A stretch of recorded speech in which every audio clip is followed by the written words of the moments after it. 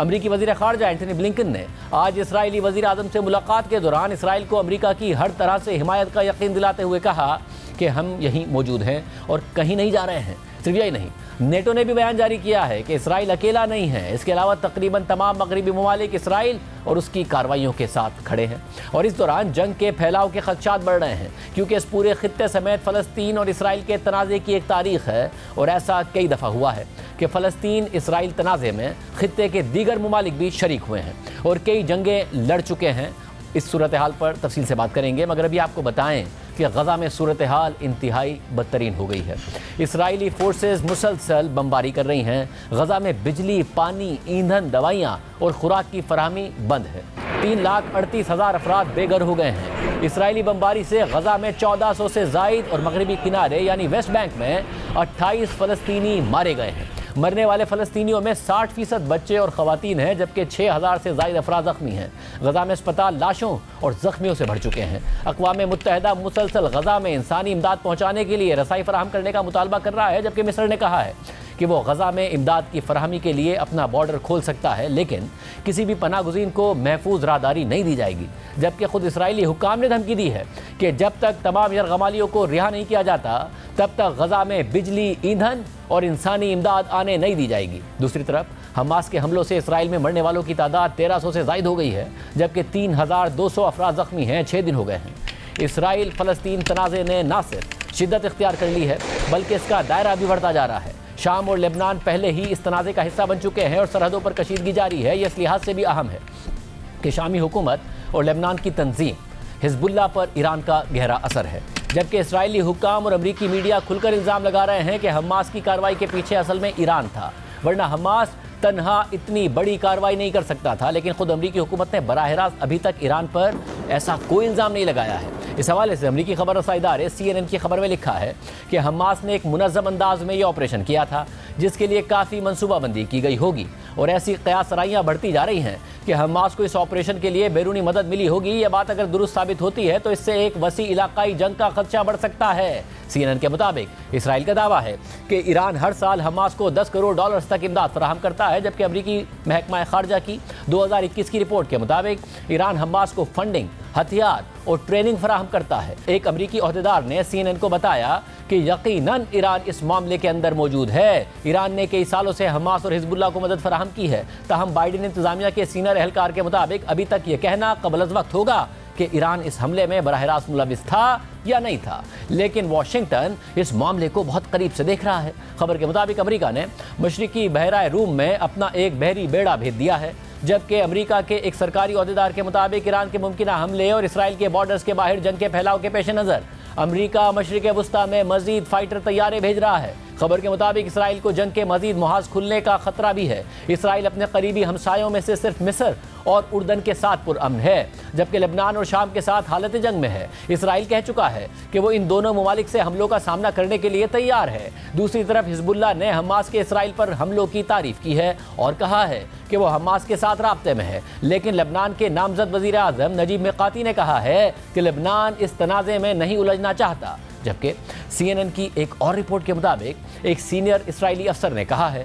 کہ ایران اس آپریشن کے حوالے سے آگاہ تھا اور اسی نے ہی آپریشن انجام دینے کی گرین لائٹ دی تھی، لیکن یہ ہو سکتا ہے کہ ایران کو اس آپریشن کی ٹائمنگ کا پتہ نہ ہو۔ اسرائیل اور امریکی میڈیا مسلسل ایران پر حماس کے حملے کی منصوبہ بندی کا الزام لگا رہا ہے اور ایران کی طرف سے خطے کی دیگر طاقتوں کو مدد فراہم کرنے کا الزام بھی لگا رہا ہے، اور اس صورتحال میں جو رابطے اور ملاقاتیں ہو رہی ہیں وہ خطے میں ایک نئی صف بندی کا اشارہ کر رہی ہیں، جو اسرائیل اور فلسطین تنازع کے تاریخی پس منظر میں بہت اہم ہے، کیونکہ یہ تنازع ماضی میں بھی مشرق وسطیٰ میں کئی جنگوں کا باعث بن چکا ہے۔ تازہ ترین صورتحال میں ایک طرف کچھ طاقتور عرب ممالک ہیں جو پریشان ہیں کہ وہ فلسطینی مزاحمت اور پوری مسلم دنیا کی مخالفت کے سامنے کیسے اسرائیل کو ایک حقیقت کے طور پر تسلیم کریں اور اس سے اپنے تعلقات بحال کریں، تو دوسری طرف فلسطینی مزاحمت ہے جو اپنی 100 سالہ تاریخ میں نہ تو سیاسی طریقے سے اور نہ ہی عسکری طریقے سے فلسطین پر اپنا کنٹرول حاصل کرنے میں کامیاب ہوئی ہے، اور نہ ہی عرب ممالک کا اتحاد مختلف جنگوں کے ذریعے یہ کرنے میں کامیاب ہوا ہے، کیونکہ فلسطینی مزاحمت ایک ایسے دور میں شروع ہوئی تھی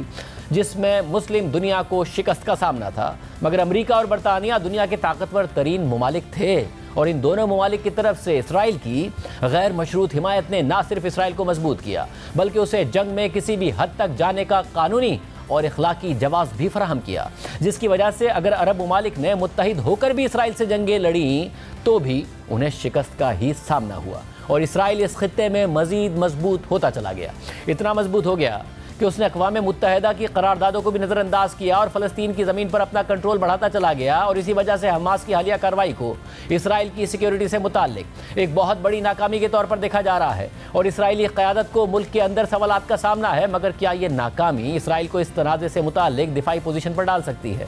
یہ سوال اپنی جگہ برقرار ہے، کیونکہ یروشلم وہ مقام ہے جس پر کنٹرول کی تاریخ ہزاروں سال پرانی ہے، اور اس خطے پر اسی نے راج کیا ہے جو اس وقت میں سب سے زیادہ طاقتور تصور کیا جاتا تھا۔ مسلمان اور مسیحی 1000 برس تک اس شہر پر کنٹرول حاصل کرنے کی کوشش کرتے رہے، کئی صلیبی جنگیں ہوئیں، کبھی مسلمان اس شہر کا کنٹرول حاصل کر لیتے تو کبھی عیسائی حکمراں کامیاب ہو جاتے۔ 1517 عیسوی سے پہلے بھی کئی مسلم حکمران بیت المقدس پر حکومت کرتے رہے، مگر 1517 سے 1917 تک یروشلم خلافت عثمانیہ کا حصہ رہا۔ 400 سال تک یہ سرزمین مسلمانوں کی خلافت عثمانیہ کے ماتحت رہی، مگر سن 1900 عیسوی میں جہاں سلطنت عثمانیہ کو برطانیہ اور اس کے اتحادیوں جیسے ممالک سے خطرات لاحق ہو گئے تھے، تو وہیں تخت کی آپسی لڑائی نے بھی سلطنت عثمانیہ کو اندر سے کمزور کر دیا تھا۔ عبدالحمید دوئم نے سلطنت عثمانیہ پر 1876 سے لے کر 1909 تک حکمرانی کی، لیکن اسی سال ینگ ترک نامی گروپ جو طلبہ اور مخالف فوجیوں پر مشتمل تھا، انہوں نے سلطان کو عہدے سے ہٹا دیا، اور اس تحریک میں وہاں کے یہودیوں نے بھی ان کا ساتھ دیا تھا، اور اسی وقت بہت سے یہودیوں نے سلطنت عثمانیہ کے ماتحت فلسطین میں ہجرت بھی شروع کر دی تھی، مگر 1914 اور 1918 کے درمیان ہونے والی پہلی جنگ عظیم میں سلطنت عثمانیہ نے جرمنی کا ساتھ دیا، لیکن اسے شکست ہو گئی، اور پھر مصطفیٰ کمال اتا ترک کی زیر نگرانی نئے ترکی کی سنگ بنیاد رکھی گئی۔ لیکن جہاں سلطنت عثمانیہ ترکی کی شکل میں تبدیل ہو گئی تھی، تو وہیں سلطنت عثمانیہ کے زیر نگرانی بہت سے علاقے اس وقت کے فاتح ملک برطانیہ کے پاس آ گئے تھے۔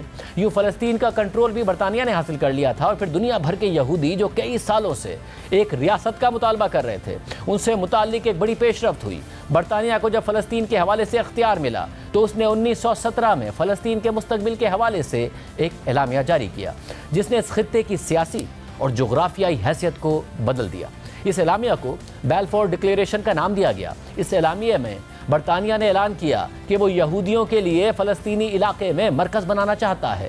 اس متنازع اعلامیے پر سخت تنقید ہوئی، مگر برطانیہ نے یقین دلایا کہ فلسطین میں رہنے والوں کے حقوق متاثر نہیں ہوں گے۔ پھر فلسطینی علاقے میں یہودیوں کی آبادیاں بڑھانے کے لیے برطانیہ نے 1922 سے لے کر 1935 تک مغربی ممالک سے یہودیوں کی ہجرت کو یقینی بنایا، اور دیکھتے دیکھتے صرف 13 سالوں میں یہودیوں کی فلسطین میں آبادی 10% سے بڑھ کر 27% تک پہنچ گئی۔ وقت کے ساتھ ساتھ فلسطینی علاقے میں یہودیوں کی آبادکاری تیز ہوتی گئی، اور کچھ عرصے بعد یہ آبادی 33% تک پہنچ گئی، لیکن دوسری عالمی جنگ کے بعد برطانیہ کی طاقت کمزور ہوئی تو وہ 1947 میں فلسطینی ریاست سے پیچھے ہٹ گیا، اور ساری ذمہ داری اقوام متحدہ پر آ گئی، جس کے بعد اقوام متحدہ نے 29 نومبر 1947 میں فلسطینی علاقے کو تقسیم کرنے کے لیے ایک قرارداد پاس کی، اور 2 سفارشات پیش کیں کہ فلسطین کو 2 ریاستوں میں تقسیم کیا جائے گا، ایک ریاست یہودیوں پر مشتمل ہوگی اور دوسری ریاست میں عرب رہیں گے۔ قرارداد میں مزید کہا گیا کہ یروشلم یعنی بیت المقدس تمام مذاہب کے ماننے والوں کے لیے مقدس ہے، اس لیے اس جگہ پر عالمی حکومت قائم ہوگی اور اقوام متحدہ خود اس کے انتظامی معاملات دیکھے گا۔ یہودیوں نے اس قرارداد کو تسلیم کیا۔ جوئش ایجنسی کے سربراہ نے 14 مئی 1948 کو جو اسرائیلی ریاست کے قیام کا اعلان کیا، اسی دن امریکہ نے اسرائیل کو بطور ریاست تسلیم کیا، لیکن تمام عرب ممالک نے ایسا کرنے سے انکار کر دیا اور اسرائیل کو تسلیم نہیں کیا، اور یہاں سے عرب بغاوت نے جنم لیا۔ عرب ممالک فلسطین میں اسرائیل کے وجود کے خلاف متحد ہو گئے اور خطے میں کشیدگی شروع ہو گئی۔ اس کشیدگی نے خطے کو 1949 کی جنگ میں دھکیل دیا۔ اسرائیل اور عرب ممالک کی پہلی جنگ میں عرب ممالک کی سربراہی اردن نے کی۔ مصر اور دوسرے عرب ممالک بھی اس جنگ میں ساتھ تھے۔ یہ جنگ جنوری 1949 تک جاری رہی اور پھر جولائی 1949 میں جنگ بندی کا اعلان ہوا، لیکن اس جنگ سے ایک بہت بڑا نقصان ہو چکا تھا۔ پہلا نقصان یہ تھا کہ اسرائیل نے اپنی آزادی کے بعد ہی عرب ممالک کے اتحاد کو شکست دے کر خطے میں خود کو एक ताकतवर मुल्क के तौर पर पेश कर दिया था। और दूसरा नुकसान ये था कि इस जंग बंदी के बाद इसराइल के पास 80% इलाके का कंट्रोल आ चुका था, जो अक़वाम मुत्तहिदा के मंसूबे के तहत फ़लस्तीन और इसराइल के दरमियान तकसीम होना था। और बाकी 20% के इलाके ने मकबूजा वेस्ट बैंक यानी मगरबी किनारे और महसूर शुदा गज़ा की शक्ल इख्तियार कर ली। इस जंग में 350 अरब देहात तबाह कर दिए गए थे। नई बनने वाली इसराइली रियासत में अरबों की तादाद 7 लाख से कम होकर सिर्फ 1,65,000 हो गई थी। 20% से ज़ायद फ़लस्तीनी अरब इलाका छोड़कर लेबनान, उर्दन, शाम, मिस्र और इराक में जाकर बस गए थे। पहली जंग में शिकस्त के बावजूद मिस्र ने गज़ा का कंट्रोल हासिल कर लिया और उर्दन ने वेस्ट बैंक के इंतज़ामी मामला संभाल लिए। और फिर 1956 में इसराइल, बरतानिया और फ्रांस ने खुफिया मुशावरत के ज़रिए मिस्र पर हमले की मनसूबाबंदी की, क्योंकि उस वक्त मिस्र के मकबूल लीडर जमाल अब्दुल नासिर ने सुइस कैनाल को नेशनलाइज कर दिया था। ये पानी का रास्ता फ्रांस और बरतानिया दोनों के लिए अहम था, तिजारत के लिए अहम था और इसे बरतानिया और फ्रांस की मुश्तरका कंपनी चलाती थी। मगर जमाल अब्दुल नासिर की तरफ से इसे नेशनलाइज करने के बाद यानी हुकूमती तहवील में लेने के बाद बरतानिया, फ्रांस और इसराइल ने मुश्तरका तौर पर मिस्र पर हमला कर दिया। सुइस कैनाल समेत मिस्र के कई इलाकों पर ये तीनों ममालिक काबिज हो गए। अमेरिका को इस खुफिया हिकमत अमली की खबर नहीं थी और उसे ये डर भी था कि सोवियत यूनियन अब मुदाखलत करेगा। और सोवियत यूनियन ने इस दौरान ये धमकी दी कि अगर फ्रांस, बरतानिया और इसराइल मिस्र से अपनी फ़ौजें नहीं हटाते तो वो मगरबी यूरोप पर न्यूक्लियर मिसाइल से हमला कर देगा। फिर अमरीकी दबाव के बाद इसराइल, बरतानिया और फ्रांस ने अपनी फ़ौजें मिस्र से निकाल दी। यूँ मिस्र को अस्करी तौर पर इस जंग में नुकसान हुआ, मगर सियासी तौर पर मिस्र के सरबराह मजबूत हो गए। लेकिन 1960 में मामलात मजीद ख़राबी की तरफ जाने लगे। आए रोज़ इसराइल की मिस्र, शाम और उर्दन जैसे अरब ममालिक से सरहदी कशीदगी होती रही, जिसका नतीजा 1967 की अरब इसराइल जंग की सूरत में निकला। इसराइल ने अरब ममालिक को खबरदार किया था कि वो उन अरब गोरिल्लास की हिमायत तर्क कर दें जो उसे पड़ोसी ममालिक से निशाना बना रहे हैं। इस दौरान शाम, मिस्र और उर्दन ने इसराइल की सरहदों पर दबाव बढ़ाए रखा।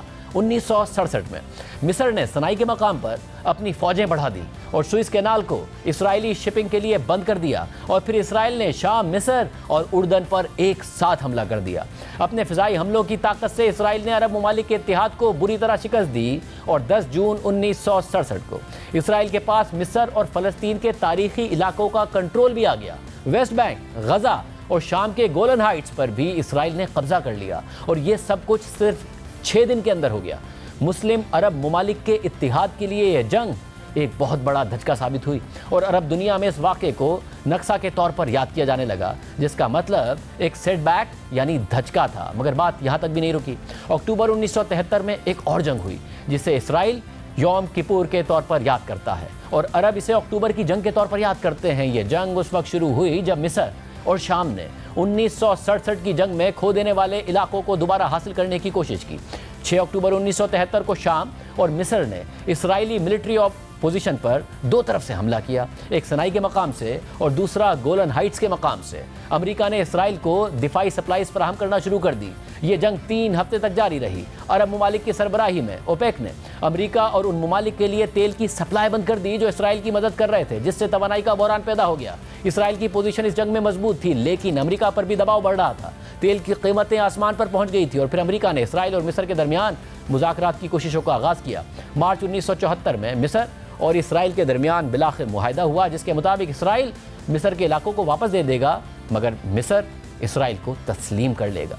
इस मुआहदे पर मिनोअन कभी अमल दरामद तो नहीं हुआ, मगर अरब लीग ने मिस्र को इसराइल के साथ ताल्लुकात बहाल करने की वजह से अरब लीग से ही बाहर निकाल दिया और मिस्र पर इल्ज़ाम लगा दिया गया कि उसने फ़लस्तीनी कॉज को नज़रअंदाज किया है। मगर फिर 1989 में मिस्र दोबारा अरब लीग में शामिल हो गया।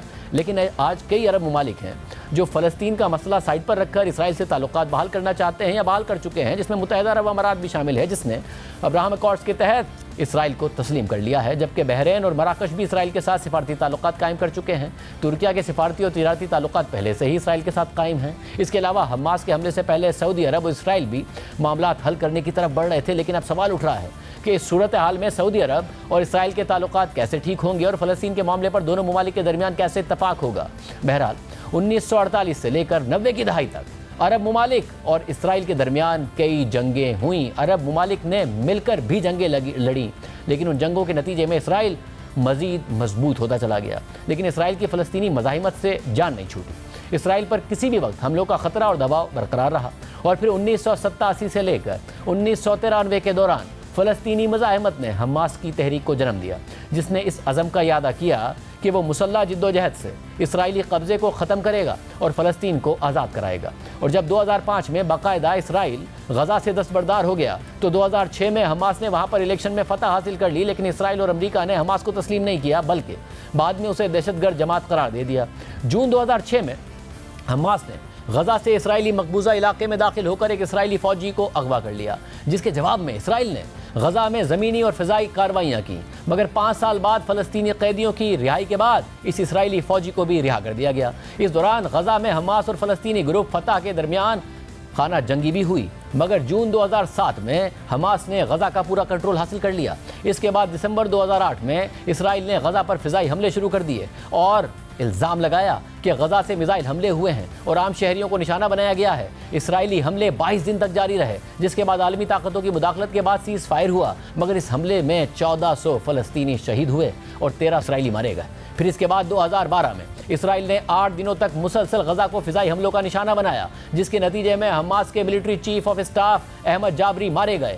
پھر جولائی 2014 میں اسرائیل نے اپنے 3 نوجوانوں کے اغوا اور قتل کا الزام حماس پر لگایا اور پھر غزہ پر حملے شروع کر دیے اور یہ جنگ 7 ہفتوں تک جاری رہی۔ اس میں 2100 فلسطینی شہید اور 67 فوجیوں سمیت 73 اسرائیلی مارے گئے۔ مارچ 2018 میں غزہ کی سرحد پر فلسطینیوں کے مظاہروں پر اسرائیلی فورسز کی فائرنگ سے 170 فلسطینی شہید ہو گئے۔ اسی طرح 2021 میں رمضان المبارک میں اسرائیلی فورسز نے مسجد اقصیٰ کے کمپاؤنڈ پر قبضہ کر لیا، جس کے بعد حماس نے غزہ سے اسرائیل پر راکٹ حملے کیے۔ جواب میں اسرائیل نے فضائی کارروائیاں کی۔ یہ جنگ 11 دن تک جاری رہی، جس میں غزہ سے 250 فلسطینی شہید اور 13 اسرائیلی ہلاک ہو گئے۔ پھر اگلے سال یعنی 2022 میں ایک بار پھر اسرائیل نے غزہ میں مزاحمتی گروپ اسلامک جہاد کے کمانڈر کو نشانہ بنایا۔ 3 دن تک جاری رہنے والی کارروائیوں میں 15 بچوں سمیت 44 فلسطینی شہید ہو گئے۔ اسرائیل نے دعویٰ کیا کہ مزاحمت کار اسرائیلی کمانڈرز اور اسلحے کے ذخیرے کو نشانہ بنانا چاہ رہے تھے، اس لیے اسرائیل نے پیشگی کارروائی کی، جس کے نتیجے میں درجنوں اموات ہوئیں۔ اسی طرح رواں سال جنوری میں اسرائیلی فورسز نے فلسطینی مہاجرین کے کیمپ پر چھاپہ مارا، 9 فلسطینیوں کو شہید کر دیا۔ جواب میں اسلامی جہاد نے اسرائیل پر راکٹ حملے کیے، مگر اسرائیل میں کوئی جانی نقصان نہیں ہوا اور اب ہفتے کو حماس نے تاریخ کا سب سے بڑا حملہ کر دیا ہے، جس کے بعد سے اب تک لڑائی جاری ہے اور اسرائیل جواب میں سینکڑوں فلسطینیوں کو شہید کر چکا ہے۔